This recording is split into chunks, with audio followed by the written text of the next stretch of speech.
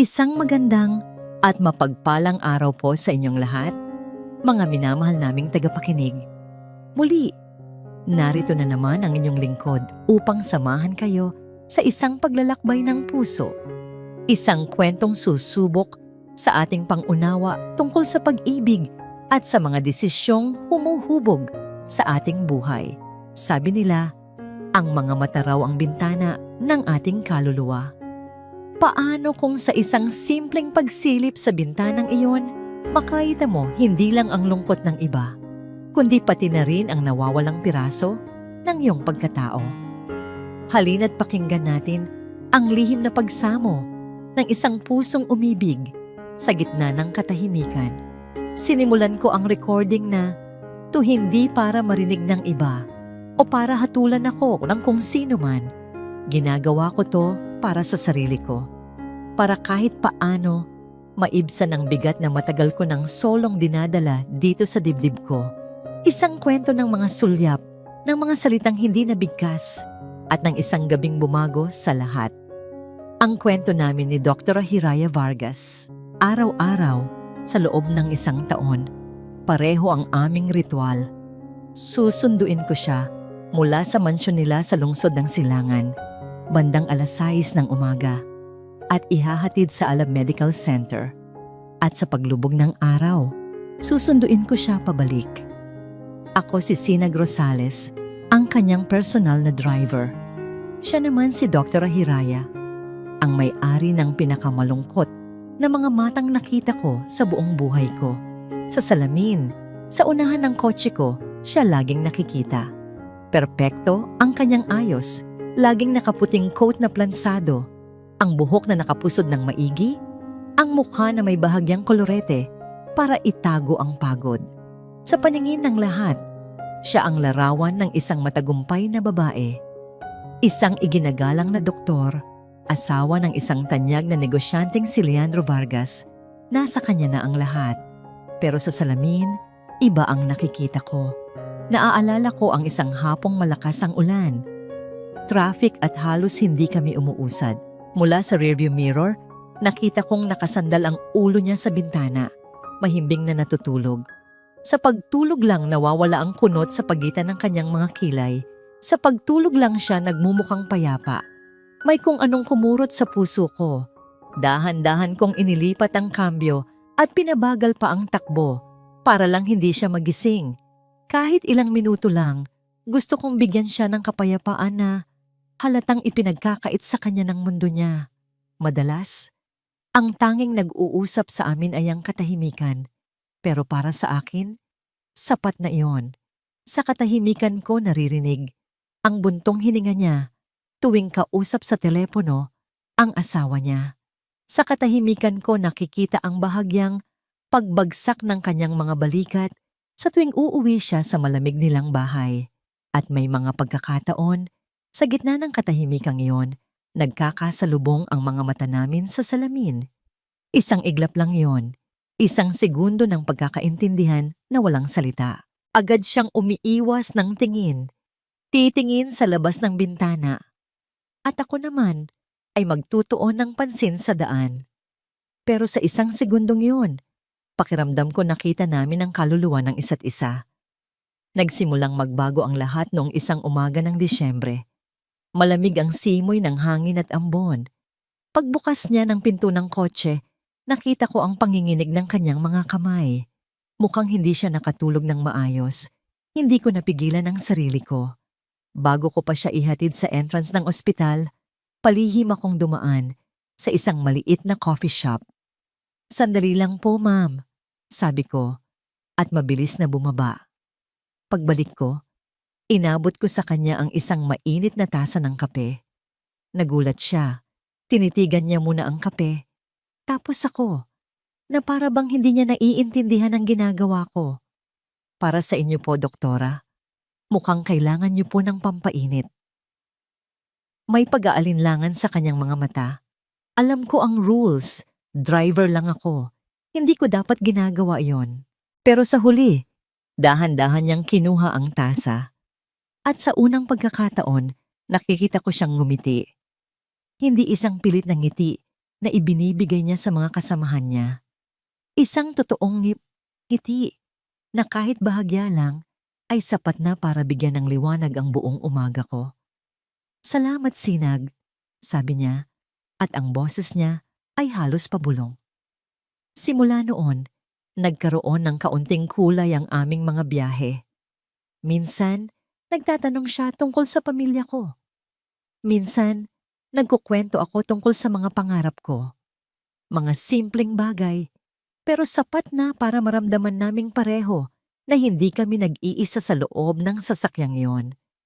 Hanggang sa dumating ang isang gabing iyon, isang gabi na puno ng pagod at sama ng loob para sa kanya. Ihinatid ko siya sa kanilang gate. Gaya ng dati, tahimik siya buong biyahe. Akala ko, iyon na ang katapusan ng araw namin. Pero bago siya tuluyang bumaba, humarap siya sa akin. Ang mga mata niya'y may bakas ng luhang pinipigilan. At sa gitna ng dilim na bumabalot sa aming dalawa, tinanong niya ako ng isang bagay na humila sa lahat ng hangin mula sa aking mga baga. Sa isang boses na basag at nanginginig, sinabi niya, "Sinag, masaya ka ba sa buhay mo? Sinag, masaya ka ba sa buhay mo?" Ang tanong ay kumawala sa aking mga labi bago ko pa man ito mapigilan. Isang tanong na hindi ko dapat binitiwan, isang tanong na lumabag sa hindi nakasulat na mga patakaran sa pagitan namin. Siya ang driver, ako ang amo. Ngunit sa gabing iyon, sa ilalim ng malamlam na ilaw mula sa poste sa labas, pakiramdam ko ay dalawang tao lang kami na kapwa naliligaw. Tumingin siya sa akin mula sa salamin at sa isang saglit, nawala ang lahat ng harang. Nakikita ko ang lalaki, hindi ang driver. Nakita ko ang isang simpleng kaluluwa na may ngiti sa mga mata. "Opo, doktora," sagot niya, at ang boses niya'y mahinahon at totoo. Simple lang po ang buhay ko, pero masaya po ako. Ang mga salitang iyon, sa kanilang kasimplihan, ay parang punyal na tumusok sa puso ko. Pumasok ako sa gate ng mansyon at ang marahan niyang pag-alis ay nag-iwan ng isang matinding katahimikan. Ang tunog ng pagkandado ng pinto ay umalingaw-ngaw sa loob ng malawak at walang buhay na foyer. Malamig ang sahig na marmol sa aking mga paa. Kasing lamig ng pakiramdam sa loob ng dibdib ko. Naglakad ako sa sala. Ang mga daliri ko'y dumadampi sa mga mamahaling muebles na hindi ko naman pinili. Larawan ng tagumpay ang bahay na ito, sabi nila. Pero para sa akin, isa itong magandang kulungan. Bawat sulok ay sumisigaw ng pangalan ni Leandro, ng kanyang panlasa, ng kanyang mga tagumpay. Walang kahit anong bakas ng isang hiraya dito. Umupo ako sa dilim, niyakap ang aking mga tuhod. At doon, sa katahimikan, naramdaman ko ang buong bigat ng aking kalungkutan. Simple lang ang buhay niya, pero masaya siya. Ako, nasa akin na ang lahat. Pero kailan ba ang huling beses na naramdaman kong tunay na masaya ako? Biglang umilaw ang telepono ko sa ibabaw ng mesa. Kinuha ko ito, umaasa sa isang himala. Isang tawag mula kay Leandro na nagsasabing pauwi na siya, na gusto niya akong makasama. Ngunit isa lang itong maikling text message. From Leandro won't be home. Sudden trip to Cebu. Don't wait up. Walang kumusta ka. Walang mag-ingat ka. Isang utos lang. Isang anunsyo. Gaya ng dati, gumuho ang anumang natitirang pag-asa sa loob ko. Ibinagsak ko ang telepono sa sofa at hinayaan ang mga luhang kanina ko pa pinipigilan na bumuhos. Umiyak ako hindi dahil sa pag-alis niya, kundi dahil sa katotohanang hindi ko na naramdaman ang pagkakaiba kung narito man siya o wala. Sa gitna ng aking pag-iyak, biglang pumasok sa isip ko ang imahe ng isang tasa ng mainit na kape. Ang ngiti ni Sinag, ang simple niyang kabaitan, isang patak ng init sa nagyayelo kong mundo. Isang ideya ang nabuo sa isip ko. Isang ideyang mapanganib, mali, at hindi katanggap-tanggap. Pero sa mga sandaling iyon, ang pangangailangan kong makaramdam na ako'y tao na may nakakakita sa akin ay mas malakas kaysa sa takot. Nanginginig ang mga kamay ko habang kinukuha kong muli ang telepono. Hinanap ko ang numero niya sa aking mga contact. Sinag Rosales. Pinindot ko ang call button bago pa ako magkaroon ng pagkakataong magdalawang isip. Hello po, doktora? May problema po ba? May naiwan po ba kayo sa kotse? Ang boses niya sa kabilang linya ay puno ng pag-aalala. Pumikit ako ng mariin. Pasensya na sa abala. Pwede ka bang bumalik? May pumundir na ilaw dito sa garahe at natatakot akong mag-isa. Ang pagsisinungaling ay garalgal na lumabas sa aking lalamunan. Narinig ko ang saglit na katahimikan. Siguro'y nagtataka siya. Isang doktor na hindi kayang magpalit ng bumbilya? Pero pagkatapos ng ilang segundo, sumagot siya. Sige po, doktora. Pabalik na po ako. Hindi nagtagal. Narinig ko ang pamilyar na tunog ng kanyang sasakyan sa labas. Pinagbuksan ko siya ng gate at ang puso ko'y kumakabog ng napakabilis. Pumasok siya. Bit-bit ang isang maliit na toolbox na halatang kinuha lang niya sa kotse. Nasaan po ang ilaw, ma'am? Tanong niya. Maingat na iniiwasan ng aking mga mata. Doon sa garahe. Halos pabulong kong sagot. Pero hindi kami umabot sa garahe. Habang naglalakad kami sa pasilyo, hindi ko na napigilan ang aking sarili. Tumigil ako at hinawakan ang kanyang braso. Nagulat siya at napatingin sa akin. At sa kanyang mga mata, nakita ko ang parehong pag-aalala, ang parehong pag-unawa na nakikita ko sa salamin araw-araw. Walang sirang ilaw, Sinag. Pag-amin ko ang boses ko'y basag. Ako ang sira. Hindi siya nagsalita. Dahan-dahan niyang ibinaba ang toolbox. Itinaas niya ang kanyang kamay, nag-aalinlangan, at marahang hinaplos ang aking pisngi. Pinupunasan ng isang luhang hindi ko na malayang pumatak. Ang init ng kanyang palad ay parang kuryenteng gumising sa bawat himaymay ng aking pagkatao. Ang distansya sa pagitan namin ay unti-unting nawala. Ang mga buwan ng pinigilang emosyon, ng mga sulyap na may kahulugan, ng mga katahimikang puno ng salita, lahat ay sumabog sa isang iglap. Ang sumunod na nangyari ay malabo, isang ipu-ipo ng pagnanasa at ng matagal ng kinikimkim na pangungulila. Isang gabi kung saan pareho naming piniling kalimutan kung sino kami at kung ano ang tama at mali. Kinaumagahan, nagising ako sa sikat ng araw na tumatama sa aking mukha. Napangiti ako. Isang pakiramdam na matagal ko nang hindi naramdaman. Ngunit nang gumalaw ako, naramdaman ko ang lamig sa kabilang bahagi ng kama. Wala na si Sinag. Bigla, ang lahat ng nangyari kagabi ay bumalik sa akin na parang isang malaking alon. Napabalikwas ako ng bangon at ang unang bagay na nakita ng aking mga mata ay ang aking kamay na nakapatong sa puting kumot. At doon, kumikinang sa ilalim ng liwanag ng umaga ay ang aking singsing sa kasal. Isang malamig, gintong paalala ng aking pagkakasala. Ang panandaliang init ay napalitan ng isang nagyayelong takot at pagsisisi. Kinabukasan, ang pamilyar na bigat ng manibela sa aking mga kamay ay kakaiba. Ang leather, na dati nagbibigay ng kumpas sa aking mga araw, ay tila ba nakakapasong hawakan. Habang hinihintay ko si Dr. Prahiraya sa labas ng kanilang gate, ang bawat segundo ay parang isang oras. Ang bawat anino na dumadaan ay nagpapakabog sa aking dibdib. Kagabi, sa ilalim ng buwan, kami ay si Hiraya at si Sinag. Ngayong umaga, sa ilalim ng sikat ng araw, kailangan naming bumalik sa pagiging si Doktora at ang kanyang driver. Nang bumukas ang gate at lumabas siya, saglit na huminto ang aking paghinga.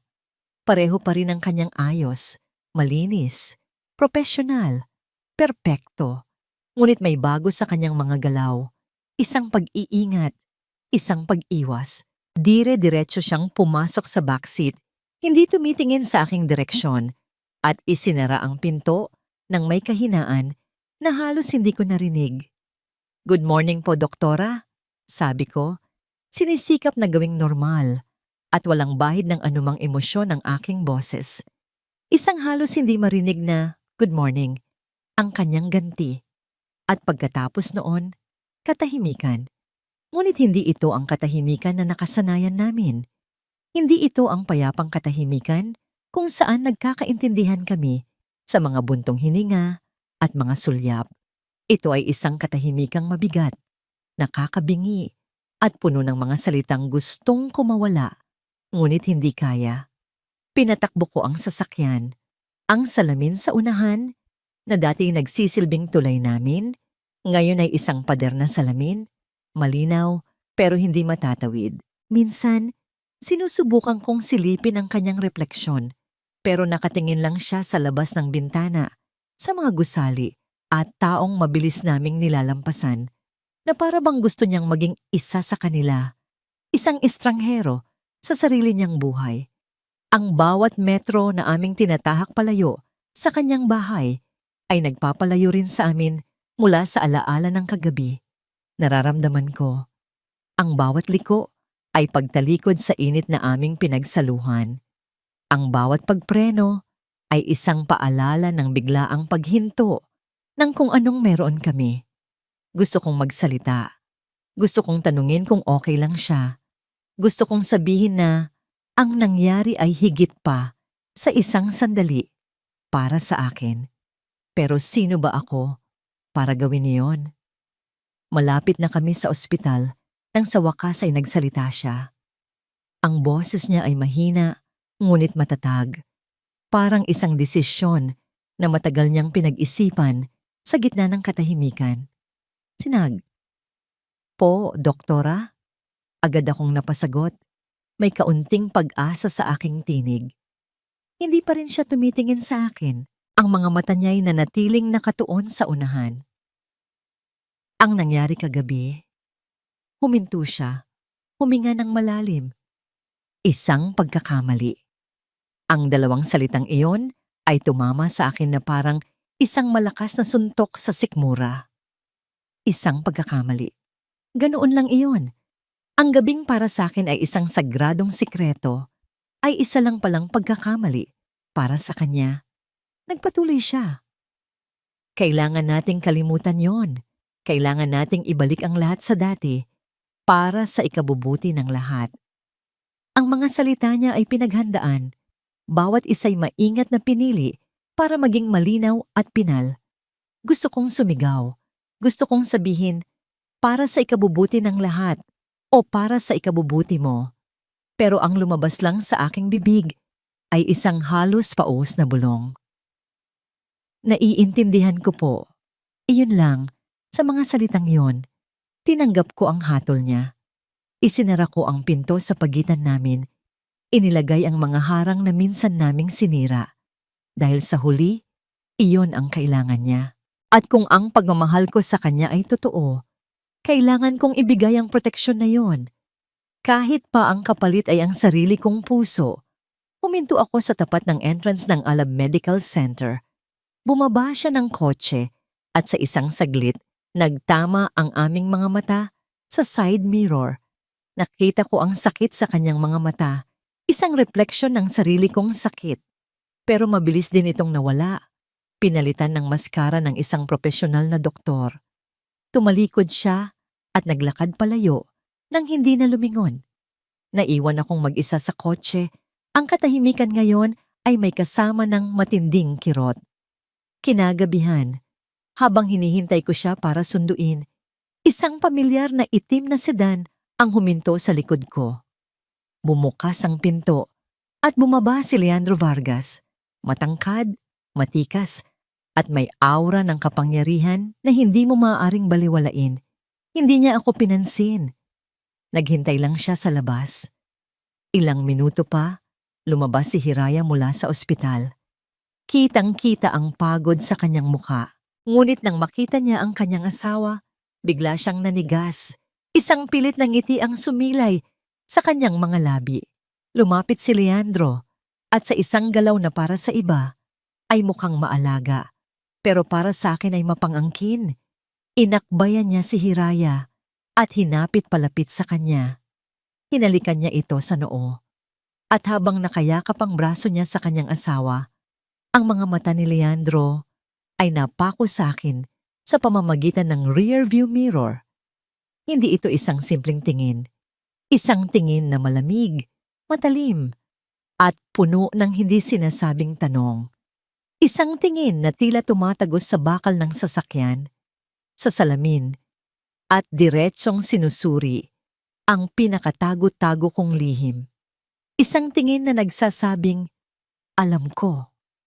Lumipas ang mga linggo na parang mga aninong nagdaraan, mabilis, malabo, at walang kulay. Ang bawat araw ay isang maingat na pagsayaw sa entablado ng pagkukunwari. Ang bawat umaga, bumabangon ako, isinusuot ang aking uniforme, ang puting coat, ang pilit na ngiti, at hinaharap ang mundong umaasang ako'y buo at perpekto. Ang biyahe namin ni Sinag ay bumalik sa dati, pero mas malala pa. Ang dating katahimikan na may pangunawa ay napalitan ng isang bakanteng espasyo, isang hangin na napakabigat, ano pat halos hindi ako makahinga.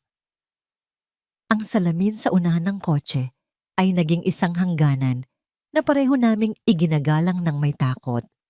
Isang gabing pagkakamali ang nagtayo ng pader na mas matibay pa kaysa sa bakal sa pagitan namin.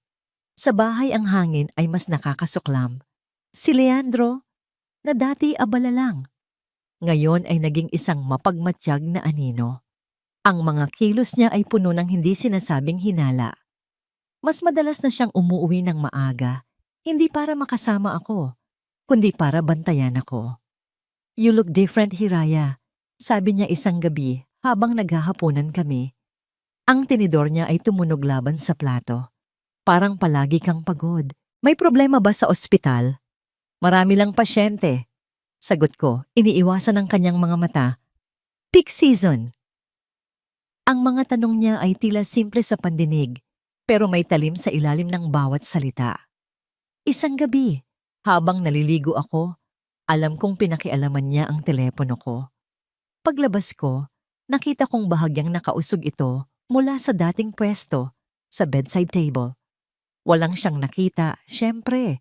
Walang text, walang tawag, pero ang ginawa niyang yon ay isang malinaw na mensahe. Pinagdududahan niya ako, ngunit may mas malaking problema na unti-unting lumalaki sa loob ko. Isang problemang hindi ko masabi, kahit kanino.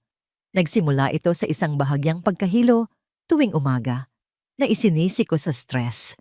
Pagkatapos ay ang pagiging sensitibo sa mga amoy.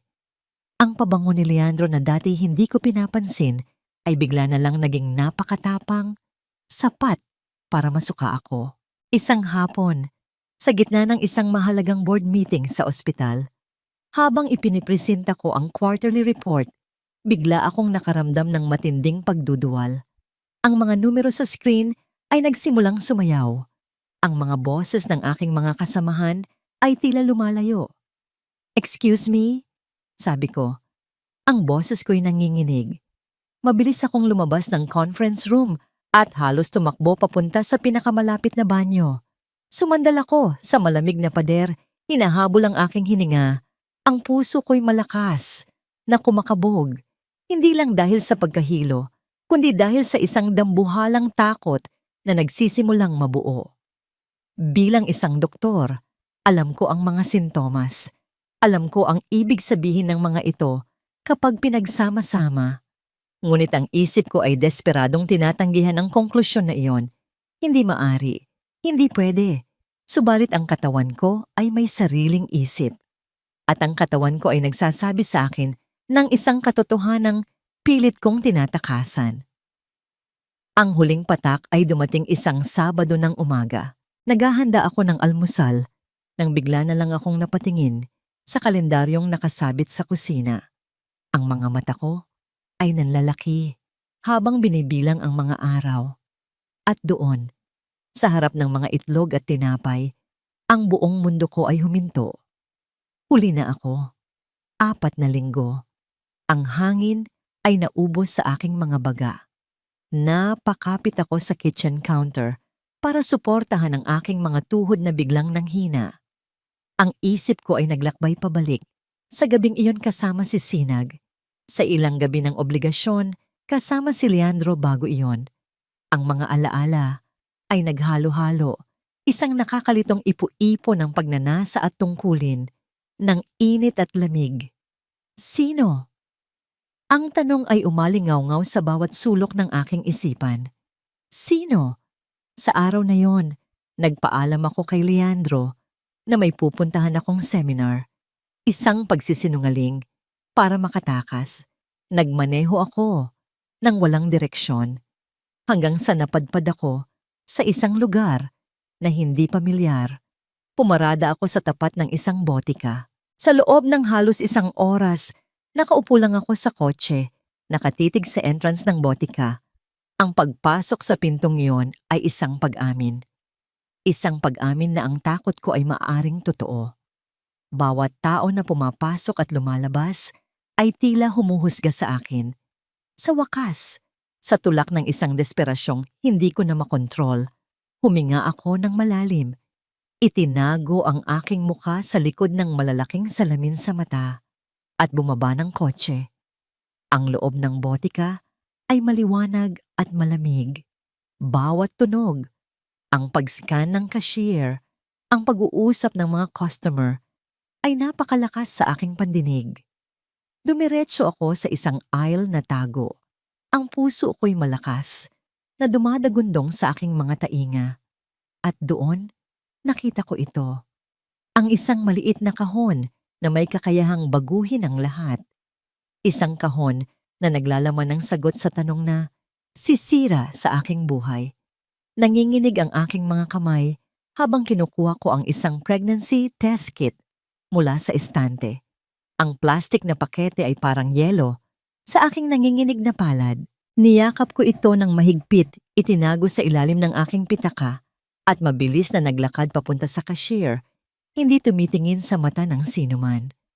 Pagbalik sa kotse, inilagay ko ang kahon sa passenger seat. Tinitigan ko ito. Ang aking refleksyon ay bahag makikita sa makintab na ibabaw nito. Ang babae sa refleksyon ay maputla. Ang kanyang mga mata ay puno ng sindak. Ang hiraya na iyon ay isang estranghera sa akin. Isang babaeng nasa bingit ng isang katotohanang babago sa lahat ng kanyang pinaniniwalaan tungkol sa sarili niya at sa buhay na kanyang binuo.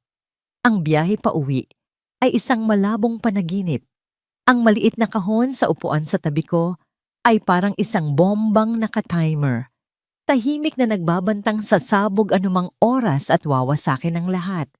Hindi ko matandaan kung paano ako nakarating sa bahay, kung paano ko naipasok ang kotse sa garahe, o kung paano ko naisara ang pinto sa likuran ko. Ang alam ko lang, kailangan kong makarating sa banyo. Ang banyo namin ay malaki at malamig, lahat gawa sa puting marmol at salamin. Isang lugar na idinisenyo para sa kalinisan at kaayusan. Ngunit sa mga sandaling iyon, ito ang naging execution chamber ko. Nanginginig ang mga kamay ko habang binubuksan ang kahon. Ang bawat kaluskos ng plastik ay umalingaw-ngaw sa nakakabinging katahimikan. Binasa ko ang mga instruksyon. Kahit na bilang isang doktor, ay alam na alam ko na ang mga ito. Isang desperadong pagpapaliban sa hindi maiiwasan. Ang bawat hakbang ay tila tumatagal ng isang kawalang hanggan. Ang paghihintay ng 3 minuto ay ang pinakamahabang 3 minuto ng buong buhay ko. Naupo ako sa malamig na sahig. Ang likod ko ay nakasandal sa pinto. Ang pregnancy test ay nakapatong sa ibabaw ng lababo. Nakatalikod sa akin. Ayokong makita. Habang nakapikit, nagdasal ako sa isang Diyos na matagal ko nang hindi kinakausap. Wag po, parang awa niyo na. Wag po ngayon. Hindi po pwede. Ang 3 minuto ay parang 3 taon ng pagdurusa. Sa bawat tiktak ng orasan sa aking isipan, nakikita ko ang dalawang posibleng hinaharap. Ang isa ay ang pagpapatuloy ng aking miserable ngunit pamilyar na buhay. Ang isa naman ay isang kalsadang hindi ko alam kung saan patungo. Isang daang puno ng kahihiyan, kasalanan, at kawalan ng katiyakan. Nang sa tingin ko'y tapos na ang paghihintay, dahan-dahan akong tumayo. Ang mga binti ko'y parang gelatin. Bawat hakbang palapit sa lababo ay isang hakbang palapit sa katotohanan. Huminga ako ng malalim at dahan-dahan, dahan-dahan, inikot ko ang puting plastik na yon. Una, isang guhit. Malinaw, matatag. Napabuntong hininga ako. Isang alon ng pansamantalang ginhawa ang bumalot sa akin. Salamat po, Diyos ko. Salamat. Ngunit habang nakatitig ako, isang multo ang unti-unting lumitaw. Isang pangalawang guhit. Malabo sa simula na para bang nag-aalinlangan. Ngunit habang tumatagal, ito'y unti-unting luminaw hanggang sa naging kasing tulis, kasing linaw, at kasing tiyak ng una. Dalawang guhit. Positibo. Hindi ako sumigaw. Walang luhang pumatak. Ang tanging narinig ko ay ang tunog ng aking puso na tila huminto sa pagtibok. Ang hangin ay naubos sa silid. Ang aking mga tuhod ay bumigay at dahan-dahan akong napaupo sa sahig. Ang puting sahig na marmol ay lumamig sa aking balat. Ngunit wala akong maramdaman. Manhid ang buo kong katawan. Ang isip ko ay isang blangkong papel. Tapos, parang isang sirang pelikula, nagsimulang mag-flash ang mga alaala. Ang init ng balat ni Sinag sa ilalim ng aking mga palad. Ang amoy niya, isang halo ng sabon at ng banayad na pawis. Ang paraan ng pagtingin niya sa akin na para bang ako ang tanging babae sa mundo. Ang mga halik na puno ng pagnanasa at ng isang emosyong matagal ko nang hindi naramdaman. Koneksyon. Pagkatapos, ang imahe ay biglang nagbago. Ang bigat ng katawan ni Leandro sa ibabaw ko. Ang dilim ng kwarto. Ang mekanikal na galaw. Ang pamilyar na amoy ng kanyang mamahaling pabango na sumasakal sa akin. Ang pagtalikod niya pagkatapos at ang mabilis na paghila ng kumot. Isang obligasyon. Isang tungkuling walang buhay, walang pagmamahal. Ang mga alaala ay nagsalitan, naghahalo, hanggang sa hindi ko na masabi kung saan nagsisimula ang isa at kung saan nagtatapos ang isa pa. Ang init at lamig, ang pagsuko at obligasyon, ang kasalanan at ang tungkulin. Sino? Napahagulhol ako. Ngunit walang tunog na lumalabas. Isang tahimik na pagtangis na yumayanig sa buo kong katawan. Ito ang parusa ko. Ang bunga ng isang gabing kahinaan at ng isang buhay ng pagpapabaya. Pinilit kong tumayo, gamit ang lababo bilang suporta. Tumingin ako sa salamin at ang nakita ko ay isang babaeng hindi ko nakilala. Isang babaeng basag.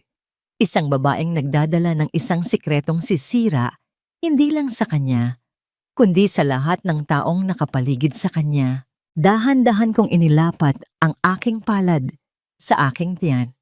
Bilang isang doktor, alam ko ang milagrong nangyayari sa loob, ang paghahati ng mga selula, ang pagbuo ng isang buhay.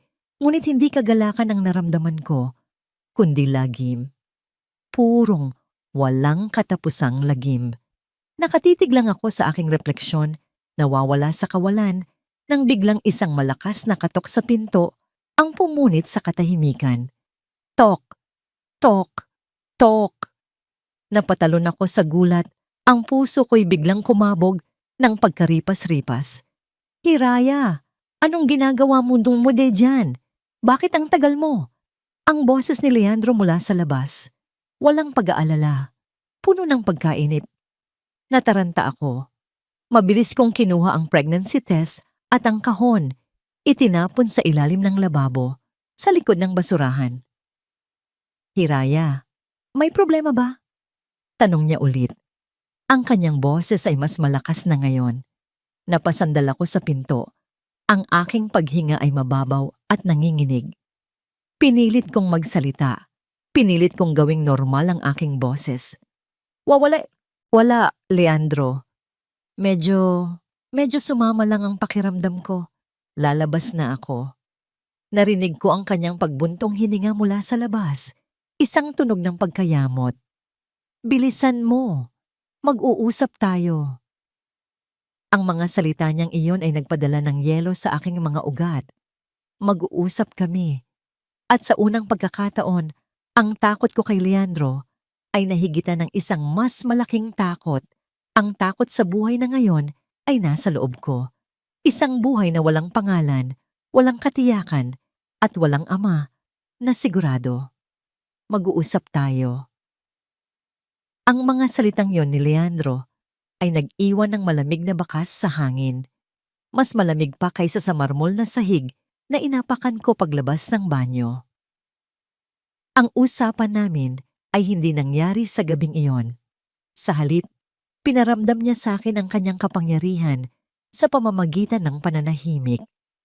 Isang nagbabantang katahimikan na mas masahol pa sa anumang sigaw. Ang takot na dulot ng 2 guhit sa pregnancy test ay hindi nawala. Sa halip, nag-iba ito ng anyo. Naging isa itong matalim na lente na nagbigay linaw sa mga bagay na matagal ko nang piniling huwag pansinin. Ang bawat kilos ni Leandro, ang bawat salita, ay tinitimbang ko na ngayon. Hindi na ako ang asawang nagbubulag-bulagan. Ako na ngayon ay isang taong nakakulong na naghahanap ng siwang sa pader.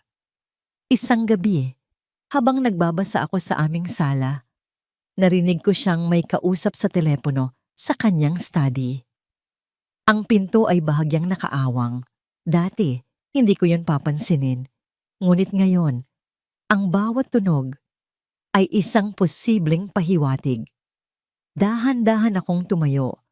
Ang mga paa ko'y walang ingay na gumalaw palapit. Oh, alam ko, mag-ingat ka dyan palagi. Miss you too. Ang boses niya ay mahina, malambing, isang tono na kailanman ay hindi niya ginamit sa akin. Ang mga salitang miss you too ay parang lason na pumasok sa aking pandinig. Hindi yun para sa isang kliyente. Hindi yun para sa isang kasamahan sa trabaho. Iyon ay para sa iba. Biglang bumukas ng maluwag ang pinto. Muntik na akong mapasigaw. Nakatayo roon si Leandro. Ang telepono ay hawak pa rin. Ang mukha'y walang emosyon. May kailangan ka? Tanong niya. Ang boses ay malamig. Wawala. Mabilis kong sagot. Ang puso ko'y malakas na kumakabog. Akala ko, tinatawag mo ako. Tinitigan niya ako ng ilang segundo. Ang kanyang mga mata ay nanunuri. Pagkatapos ay isinara niya ang pinto ng marahan ngunit may diin. Isang malinaw na mensahe.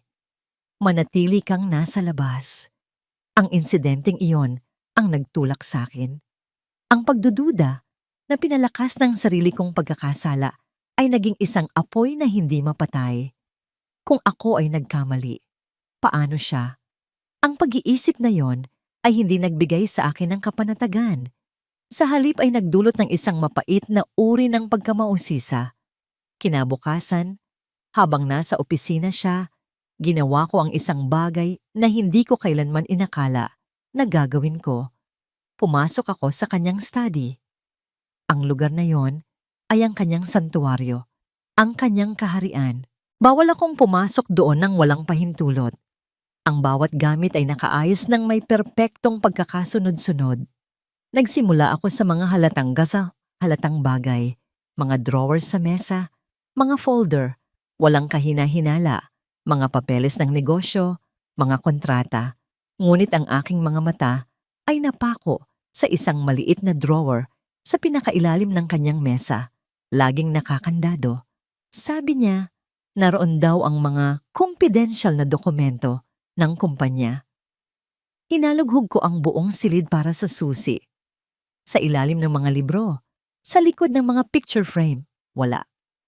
Halos sumuko na ako nang mapansin ko ang isang maliit na porselanang sisidlan sa ibabaw ng estante. Isang bagay na ibinigay ko sa kanya noong unang anibersaryo namin. Isang bagay na hindi na niya pinapansin. Sa ilalim nito, nakatago sa isang maliit na sobre, ay isang maliit na susi na ginto. Nanginginig ang aking mga kamay habang binubuksan ang nakakandadong drawer. Ang puso ko ay parang gustong kumawala sa aking dibdib. Ang nasa loob ay hindi mga dokumento. Isang itim na velvet box na naglalaman ng isang pamilyar na kwintas. Isang disenyong nakita ko sa isang socialite sa party ng kumpanya nila. Mga resibo mula sa mga mamahaling restaurant at hotel na hindi namin kailanman pinuntahan. At sa ilalim ng lahat ng iyon, ang pinakamatinding ebidensya. Isang pangalawang telepono. Simple, itim. Hindi isang smartphone, isang burner phone. Nanginig ang buo kong katawan habang binubuksan ko ito. Walang password. Ang laman ng inbox ay puno ng mga mensaheng puno ng lambing, ng mga plano, ng mga lihim. Ang mga petsa ay umaabot ng halos 1 taon. Habang binabasa ko, ang bawat salita ay parang asido na tumutunaw sa anumang natitirang pag-asa o pagmamahal na mayroon ako para sa kanya. Ang pagtataksil niya ay hindi isang simpleng pagkakamali. Ito ay isang buong buhay na itinatago niya sa akin. Binuksan ko ang gallery ng telepono. May iisang folder doon. Ang pangalan ng folder, Hiraya Tupero. Nanginig ang daliri ko habang pinipindot ito. Ang mga larawan ay nagpakita ng isang babaeng mas bata, masigla, at nakangiti ng malapad sa tabi ni Leandro. Mga larawan sa isang yate, sa isang pribadong beach, sa isang mamahaling hotel suite. At sa huling larawan, ang babae ay nakasuot ng kwintas mula sa itim na velvet box. At doon, kinilabutan ako. Kilala ko ang babae. Siya si Isabel, ang anak ng pinakamalaking business partner ni Leandro. Ang dalagang ipinakilala niya sa akin sa huling Christmas party ng kumpanya bilang kanyang pinakamahusay na intern. Ang lahat ay nagkasya sa lugar. Ang mga biglaang business trip, ang mga gabing ginagabi siya ng uwi. Ang malamig na pakikitungo sa akin. Hindi lang ito isang simpleng affair. Ito ay isang kalkuladong plano, isang estratehiya sa negosyo na nakabalat kayo bilang pag-ibig. Ang aking kasal ay isang kasinungalingan. Ang aking buhay ay isang malaking pagkukunwari. Ang lalaking pinakasalan ko ay isang estranghero. Napasandal ako sa kanyang upuan. Ang telepono ay halos madulas sa aking mga kamay. Ang pagduduwal na naramdaman ko ay hindi na dahil sa pagbubuntis. Ito ay dahil sa bigat ng katotohanan. Ang sikreto ko ay isang pagkakamali na dulot ng kalungkutan. Ang sikreto niya ay isang planadong panloloko. At sa gitna ng lahat ng ito, may isang buhay na nabubuo sa loob ko. Isang buhay na walang kasalanan na ngayon ay nasa gitna ng dalawang nag-aapoy na kasinungalingan. Hindi ako gumalaw mula sa study ni Leandro. Sa loob ng 1 oras o baka higit pa, nakaupo lang ako sa kanyang silya, hawak ang malamig na burner phone, habang ang mga larawan ng kanyang panloloko ay paulit-ulit na umiikot sa aking isipan. Ang mga luha ay natuyo na. Napalitan ng isang nagyayelong galit, isang determinasyon na hindi ko kailanman naramdaman sa buong buhay ko. Tumayo ako. Dala-dala ang telepono, ang mga resibo, at ang velvet box. Lumabas ako ng kanyang study. Inilatag ko ang lahat ng ebidensya sa ibabaw ng glass coffee table sa gitna ng aming sala. Bawat isang bagay ay maingat kong inayos na para bang naghahanda ako ng isang exhibit. Ang exhibit ng pagtataksil ni Leandro Vargas.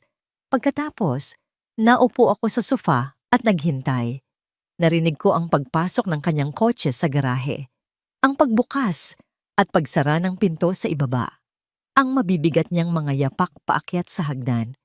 Nang pumasok siya sa sala, ang una niyang napansin ay ako. nakaupo sa dilim. Bakit hindi ka pa nagbibihis? May dinner tayo kasama ang mga Alcantara.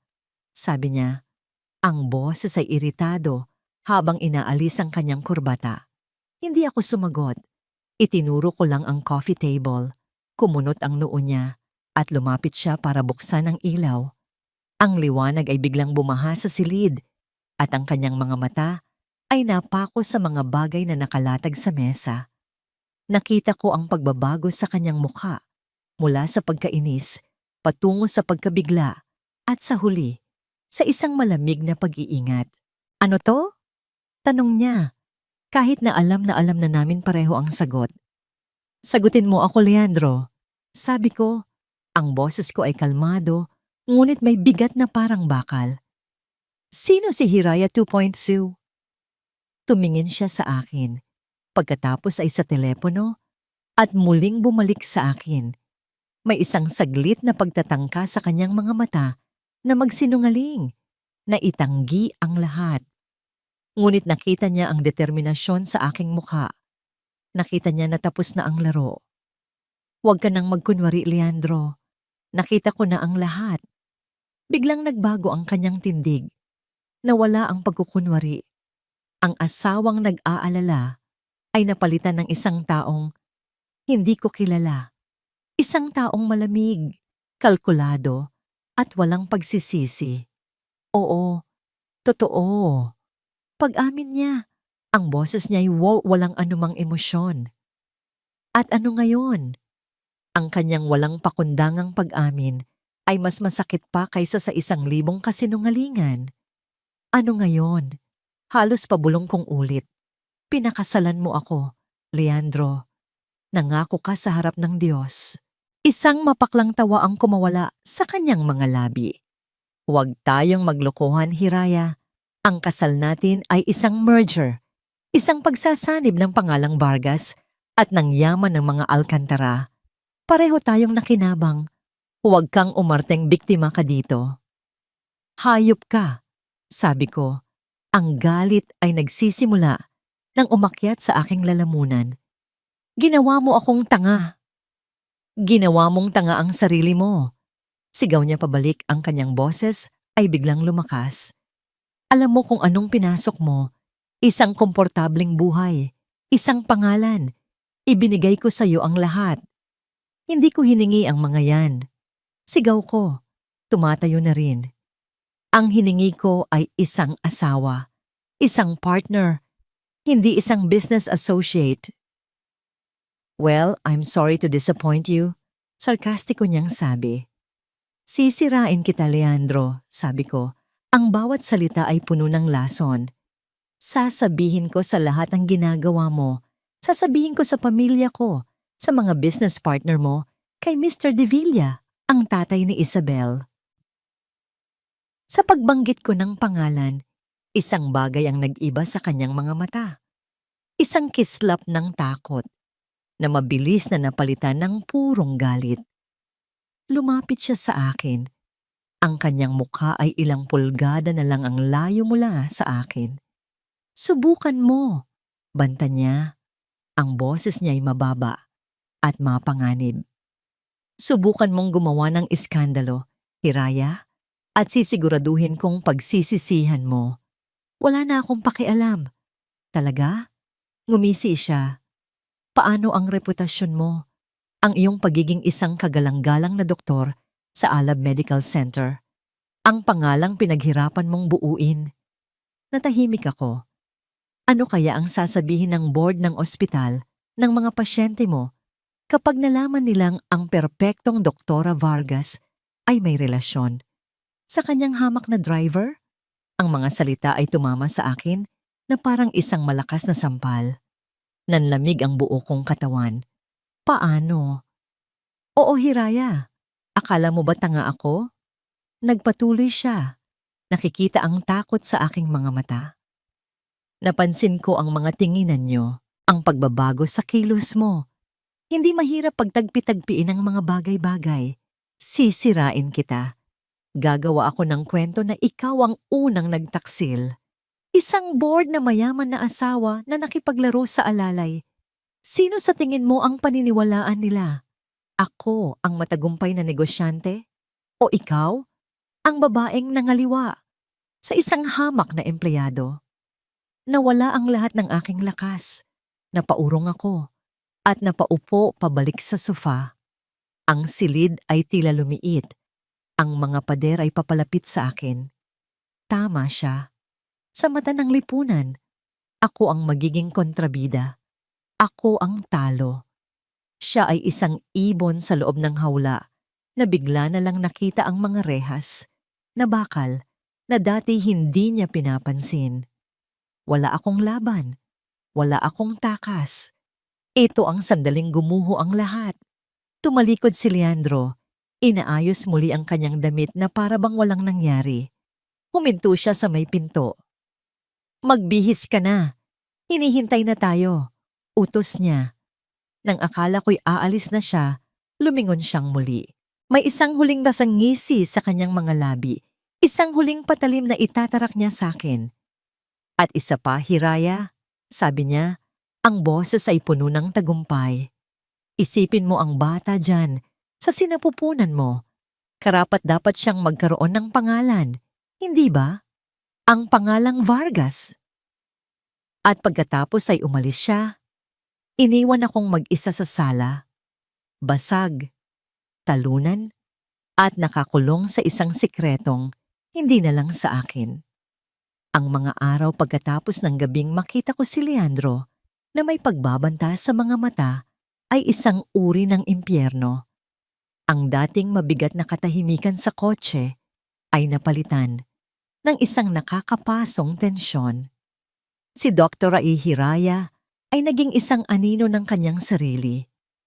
Mas maputla, mas tahimik, at may mga dark circles sa ilalim ng kanyang mga mata na hindi kayang itago ng kahit anong pampaganda. Araw-araw, gusto kong tanungin kung anong nangyari. Gusto kong sabihin na nakita ko ang tingin ng asawa niya. Gusto kong ipaalala sa kanya na may isang taong nag-aalala para sa kanya. Ngunit pinigilan ko ang aking sarili. Itinayo na niya ang pader sa pagitan namin. At ang paggalang sa desisyon niyang iyon, ang tanging paraan para maipakita ko ang aking pagmamahal. Kaya nagtiis ako, nagmasid mula sa malayo, at nagdasal na sana ay maging maayos siya. Hanggang sa isang gabi, tumunog ang personal kong telepono. Isang numerong hindi nakarehistro, ngunit kinabisa ko na sa paulit-ulit na pagtingin ang numero niya. Hello? Sagot ko. Ang puso ko'y biglang kumabog. Sa kabilang linya, narinig ko ang isang mahinang hikbi. Sa sinag. Ang boses niya ay basag, halos hindi makilala. Hira, sabi ko. Ginagamit ang pangalan niya sa unang pagkakataon mula noong gabing iyon.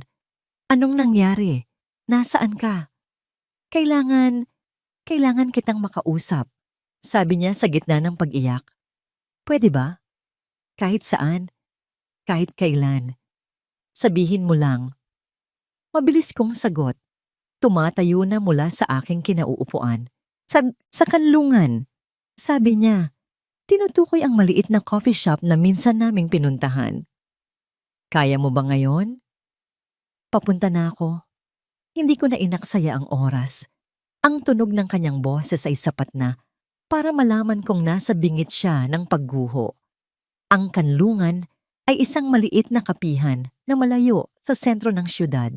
Tago, tahimik, at perpekto para sa mga lihim.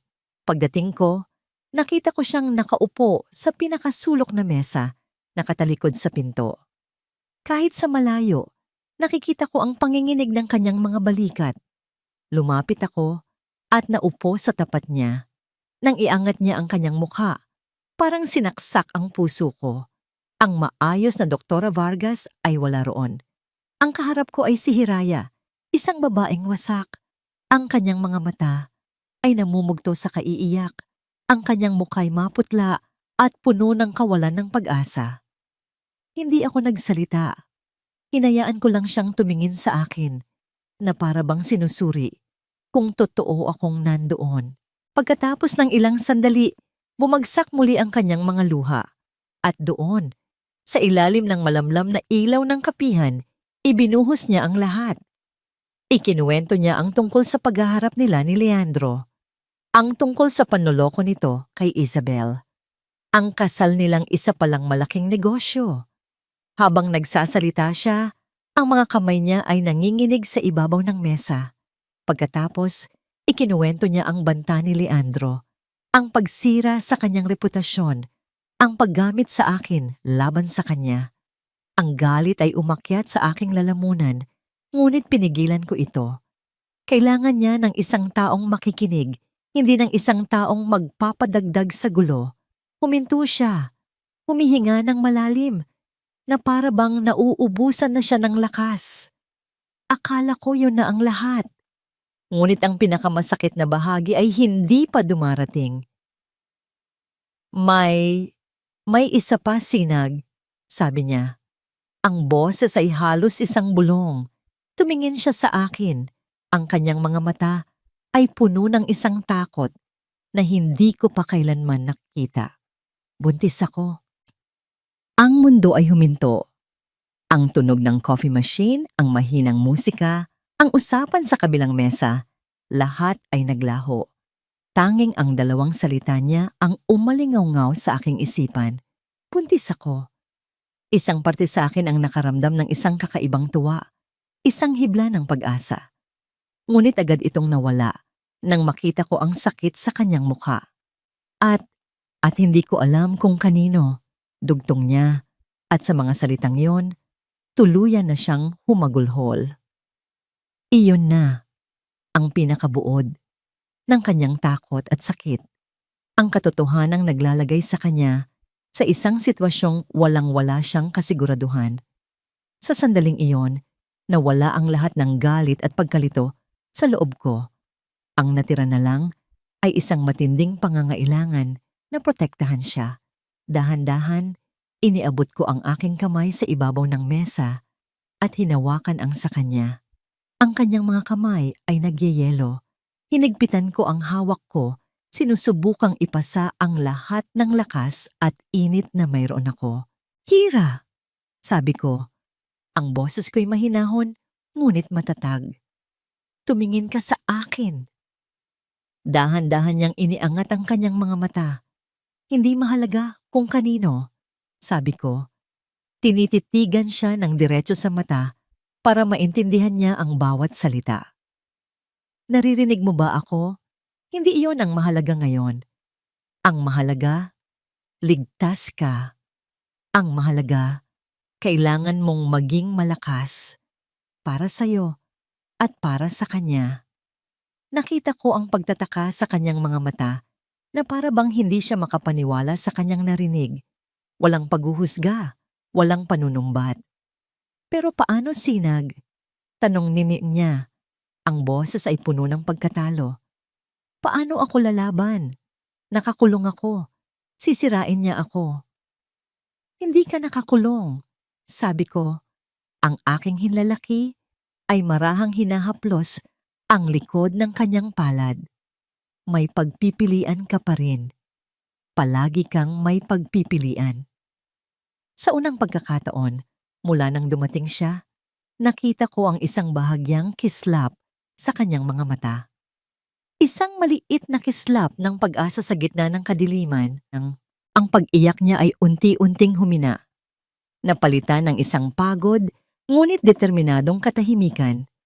Hinayaan ko siyang kumalma. Hinayaan kong maramdaman niya na sa maliit na sulok na ito ng mundo, sa kapihang ito na tinatawag na kanlungan, siya ay ligtas. Pagkatapos ng ilang minuto, tiningnan ko siyang muli. Ang aking hawak sa kanyang kamay ay hindi bumibitaw. Panahon na para harapin ang hinaharap. Hindi ka nag-iisa, Hira, sabi ko. Ang aking boses ay isang pangako. Kahit anong mangyari, nandito ako. Anong plano mo? Anong plano mo?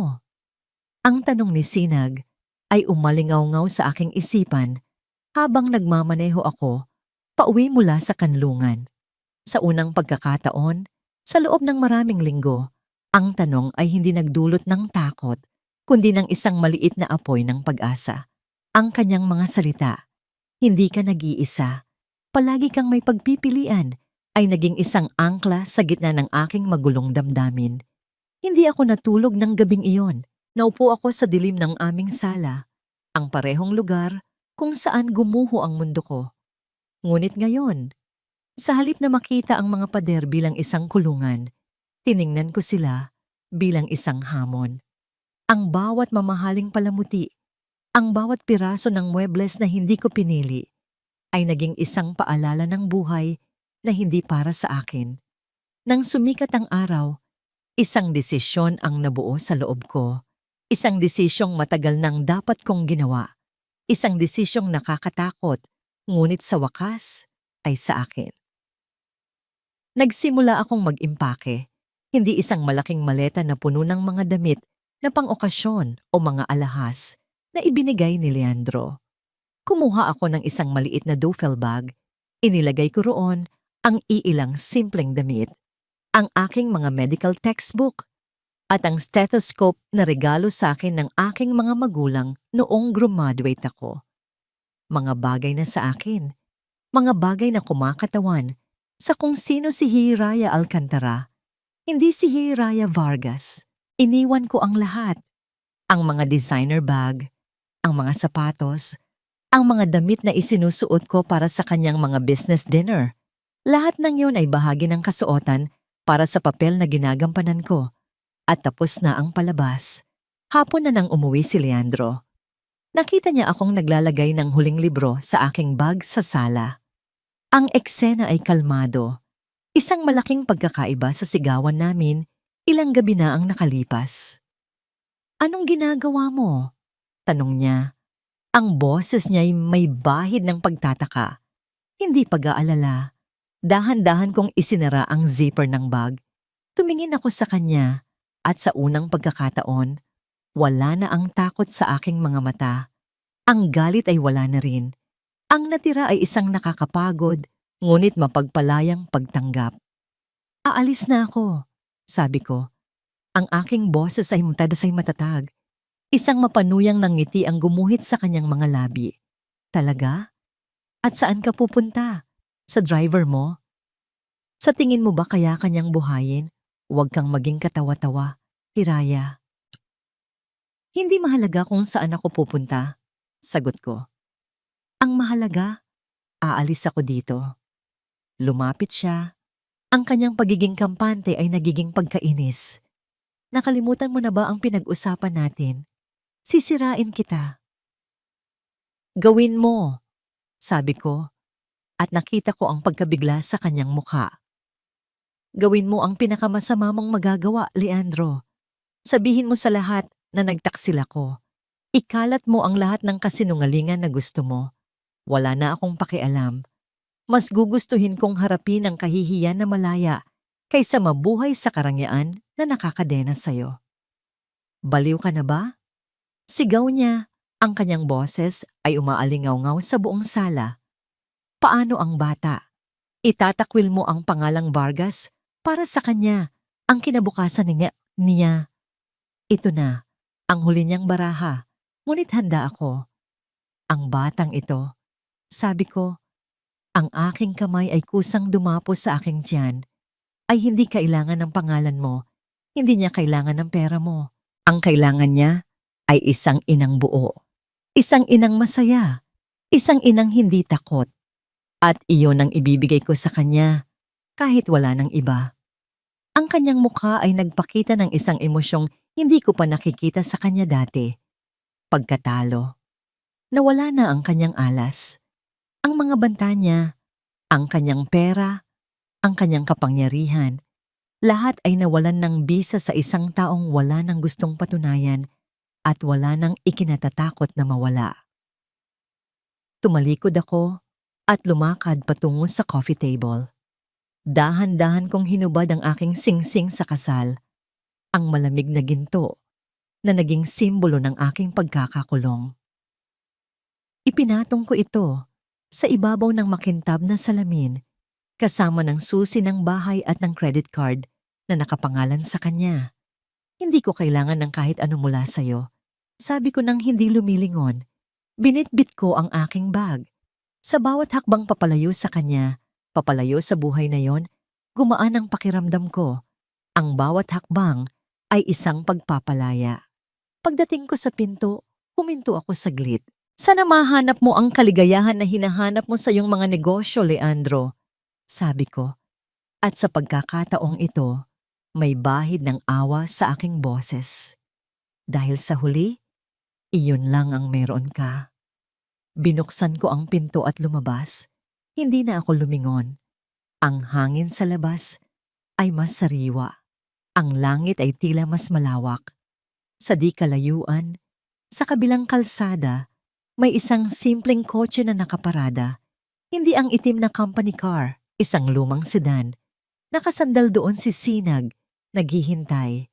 Nang makita niya ako, isang maliit na ngiti ng ginhawa ang lumitaw sa kanyang mukha.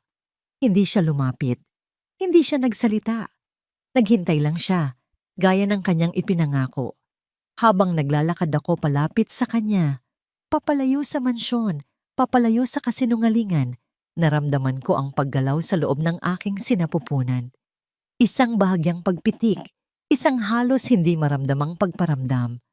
At sa unang pagkakataon, napangiti ako. Isang totoong nangiti. Sa loob ng bahay na iwan si Leandro, nakatayo sa gitna ng kanyang malamig at walang buhay na kayamanan. Sa kauna-unahang pagkakataon, nawalan siya ng kontrol. Ilang buwan na ang lumipas mula nang i-record ko ang simula ng kwentong ito.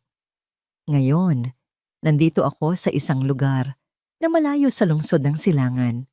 Nakaupo sa buhanginan, pinapanood ang paghampas ng mga alon sa dalampasigan. Ang hangin dito ay malinis. Ang tunog ng dagat ay nakakapayapa. Dito ko napiling tapusin ang aking pagkukwento. Ang gabing iyon, nang lumabas si Hiraya mula sa kanilang mansyon, dala ang isang maliit na bag, ay isang gabing hinding-hindi ko malilimutan. Walang salitang namagitan sa amin, habang tinutulungan ko siyang isakay ang kanyang gamit. Pumasok siya sa kotse at tahimik kaming umalis. Iniwan ang isang buhay ng pagkukunwari na kumikinang sa dilim. Itinira ko siya pansamantala sa aking pinsan sa isang kalapit na probinsya. Isang linggo lang siyang nanatili doon. Sa loob ng linggong iyon, tinulungan ko siyang ayusin ang kanyang mga plano. Nag-resign ako sa trabaho ko bilang driver ng mga Vargas. Walang dahilan para manatili pa ako roon. Hindi kami nag-usap tungkol sa nangyari sa pagitan namin. Hindi namin binanggit ang gabing iyon. Hindi namin pinag-usapan kung sino ang ama ng batang dinadala niya. Ang mga bagay na yon ay hindi na mahalaga. Ang mahalaga ay ang kanyang kaligtasan at kapayapaan ng isip. Ang pagkakaibigan na nabuo sa gitna ng katahimikan sa kotse ay naging mas matibay pa, naging isang pundasyon ng tiwala at respeto. Pagkatapos ng isang linggo, umalis si Hiraya.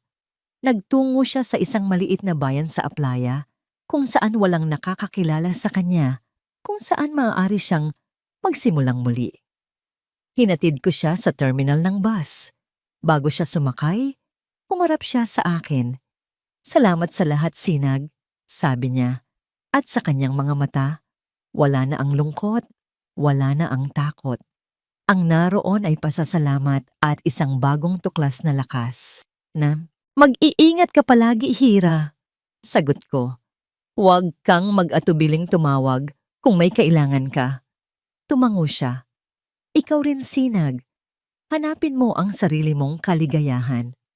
Pagkatapos ay tumalikod na siya at sumakay sa bus, dala ang pag-asa ng isang bagong simula. Minsan, nagkukumustahan kami sa text, simple lang. "Okay ka lang ba? Kumain ka na ba? Malakas sumipa si baby ngayon." Mga mensaheng nagpapaalala sa akin na kahit magkalayo kami, ang koneksyon namin ay mananatili. Nabalitaan ko mula sa dati kong katrabaho na nagkaroon ng malaking iskandalo sa kumpanya ni Leandro. Bumagsak ang deal nila sa kumpanya ng mga Devilla. Hindi ko alam ang buong detalye. Hindi na rin ako interesado. Ang mahalaga sa akin, ay malaya na si Hiraya mula sa lahat ng iyon. Ngayon, habang pinapanood ko ang papalubog na araw na nagbibigay ng kulay ginto sa karagatan, isang ngiti ang sumilay sa aking mga labi. Kinuha ko ang aking telepono at tiningnan ang huling mensahe na ipinadala niya kanina. Isang larawan, isang maliit, malabong larawan mula sa isang ultrasound machine. Sa ilalim nito, isang simpleng caption, "Hello from your Ninong Sinag." Napatawa ako ng bahagya. Hindi niya tinanong, hindi niya ako pinilit. Ibinigay niya sa akin ang isang pwesto sa kanilang buhay, isang pwestong masaya kong tatanggapin. Hindi bilang ama, hindi bilang kasintahan, kundi bilang isang kaibigan.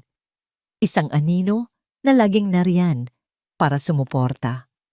Ang gabing iyon na pinagsaluhan namin ay hindi isang pagkakamali.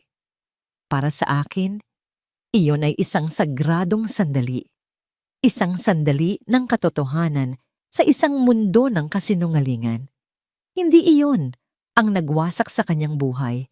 Bagkus, iyon ang naging mitya na nagbigay sa kanya ng lakas para wasakin ang kulungan na matagal na niyang tinitirhan. Hindi ito isang kwento ng pag-ibig na nagwakas sa happily ever after, kung saan nagkatuluyan ng bida. Ito ay isang kwento tungkol sa paglaya, tungkol sa paghahanap ng lakas sa gitna ng kahinaan, tungkol sa pag-unawa na ang tunay na pag-ibig minsan ay ang pagbitaw. At para sa akin, iyon ang pinakamagandang uri ng pag-ibig. Tinitigan ko ang recording device sa aking kamay. Ang kwentong ito, ang sikretong ito, ay nagsilbi na sa kanyang layunin. Dahan-dahan, pinindot ko ang delete button. Habang nabubura ang file, naramdaman ko ang paggaan ng aking dibdib. Ang nakaraan ay nasa nakaraan na. Panahon na para harapin ang hinaharap. Ang araw ay tuluyan ng lumubog at ang mga unang bituin ay nagsimula ng kumislap sa kalangitan. Isang bukang liwayway ang naghihintay para kay Hiraya. At para sa akin, isang panibagong simula rin ang nag-aabang. At dito po nagtatapos ang ating kwento. Isang paglalakbay na nagturo sa atin na minsan, ang pinakamalaking pagsubok sa buhay ay hindi dumarating para wasakin tayo, kundi para gisingin tayo sa katotohanan. Ipinakita sa atin ni Hiraya at Sinag na ang tunay na kaligayahan ay hindi matatagpuan sa yaman o katanyagan, kundi sa tapang na piliin ang sarili at magsimulang muli. Maraming salamat po sa inyong walang sawang pagsubaybay at pakikinig. Naway may napulot kayong aral at inspirasyon sa kwento ng Ang Bukang Liwayway ni Hiraya. Ano po ang masasabi ninyo sa naging desisyon ni Hiraya? At anong uri naman ng kwento ang gusto ninyong marinig sa susunod? I-comment lamang po sa ibaba. Ang inyong mga saloobin ay napakahalaga sa amin. Hindi dito nagtatapos ang ating paglalakbay. Marami pa pong kwentong kasing ganda at mas puno ng aral dito sa aming channel. Kung nagustuhan nyo ang kwentong ito, i-like, i-share sa pamilya at mga kaibigan at mag-subscribe na rin para lagi kayong updated sa mga susunod pa naming kwento. I-click nyo ang notification bell para kayo ang unang makarinig kapag may bago kaming upload. Pagpalain po kayo ng Panginoon, kayo at ang inyong buong pamilya. Hanggang sa muli, hindi binasa ang sulat ko,